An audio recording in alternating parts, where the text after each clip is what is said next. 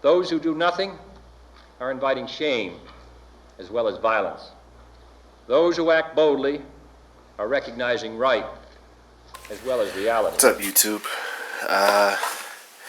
Well, just got back from the range and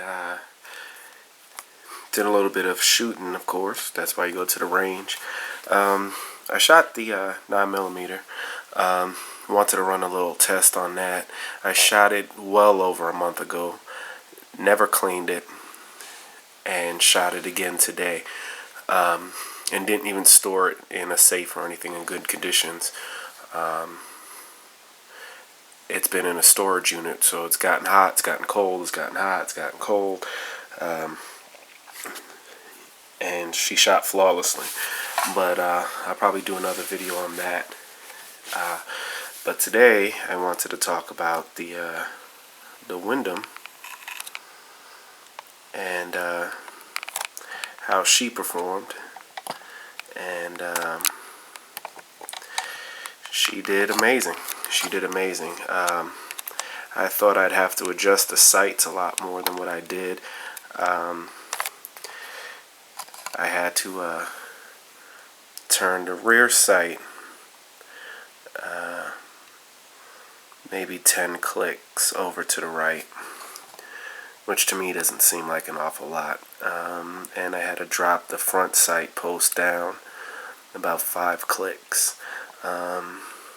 With that rear sight, the way I understand it, every click is a quarter MOA. So about 10 clicks is like 2.5 inches.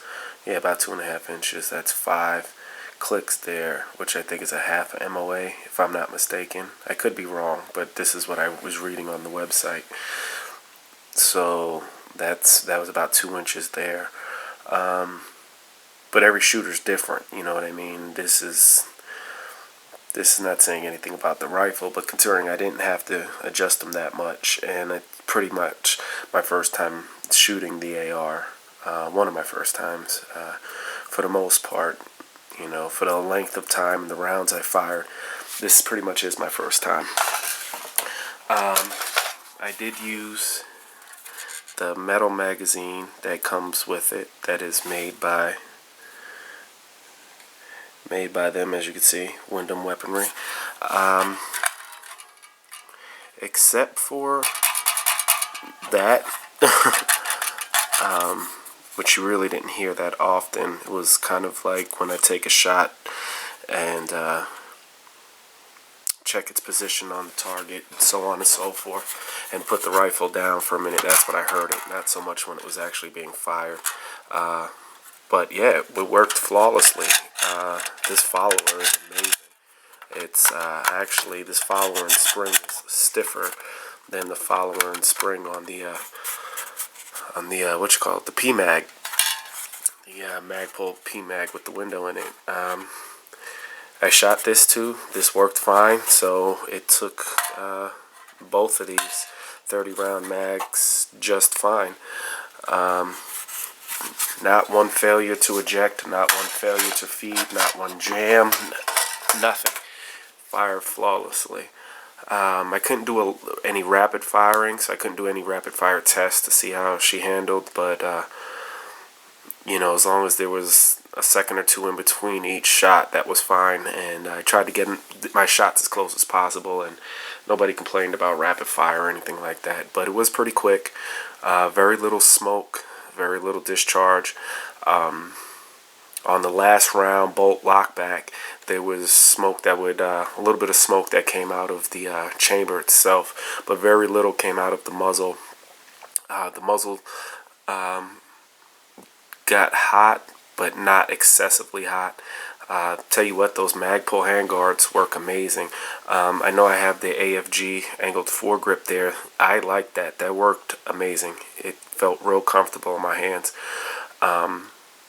But just to test out the forend there, I was grabbing it, and I would grab it in all different angles, and it stayed cool. That heat shield in there is amazing. So I would highly recommend either one or both of those. the magazine's ejected fine. I did use the come on, focus. The mag pull.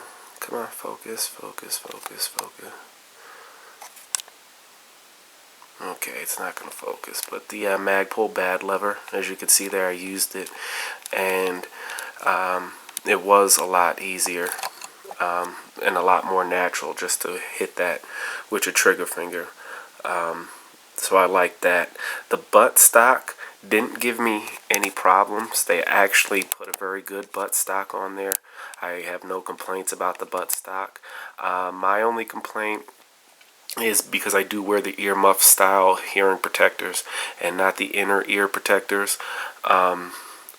It was hard to get a cheek weld on there, so I wanted to wait to see how this one felt. It didn't affect my accuracy at all. It did affect my cheek weld hold, so I think I'm gonna save up my money for a buttstock with a better cheek weld, a higher cheek weld, more full size cheek weld. Probably the Magpul one, but I don't know. There's so many out there. We'll see. Also, the range I went to doesn't allow me to fire steel case or steel core ammo, which is what I bought a lot of. But there's 4 missing. What happened? I think Jason shot a couple of rounds of these when nobody was looking, and cycled and went through flawlessly. No problem at all. The bulk of the ammo that I did shoot, though, was this stuff here, which is ridiculously expensive and by far was the most inaccurate that I fired today. This was the second most expensive or inexpensive, depending on how you want to look at it. I paid about $10 a box for this one, so it's 50 cents a round, which isn't bad. And this was actually pretty accurate, other than the cheap ass steel case ammo. The steel case and this one were the most accurate. Where's my target here? Okay, now I only did one target because I didn't fire a lot of rounds. Like I said, I shot some pistol rounds, so you can see what's pistol and that's a bigger hole, that's pistol. Big hole, pistol. 2 smaller holes, it's rifle. Big hole with burn, pistol. Big hole with burn, pistol. These might seem like flyers, but I was actually trying to line it up with this center line here. And this one was good. This one wasn't too bad. I didn't want to mess up too much of what I shot in here with the rifle so you guys could see it. I just didn't want to change the target out. But that's a rifle, that's a rifle, that's a rifle, that's a rifle. This here, these rifle shots here, even though this is a decent grouping right here, this was before I had sighted it in. This was me making my adjustments. Everything in this orange is my adjustments. This is these two, and that one are my final adjustments. So these were my last 5 shots. These were my last final adjustments. So the MOA is pretty good on that. I think I'm pretty decent with the iron sights on that one. Unfortunately, I didn't have my tripod or a cameraman with me, so the footage is going to be a little crappy, so I'm just giving you a heads up on that. And there's going to be a lot of editing, so it's going to be a lot of quick in and out shots, but I'll put up what I can at the end of this video, so you can get an idea of what I did. So thanks for watching this video. Here comes the range footage. Stay tuned and subscribe. Thanks, guys. Have a good one.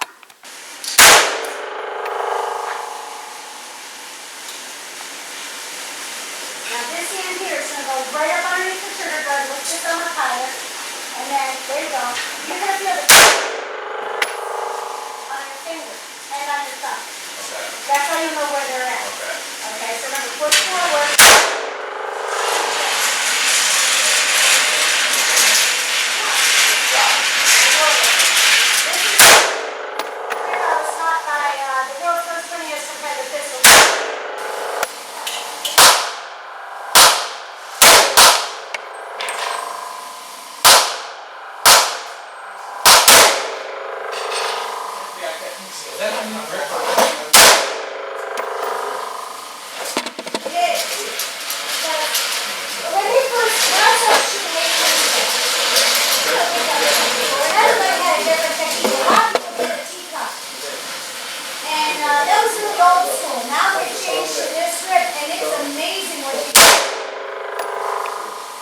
of your head is going like this, pointing down. That's why all your round is down.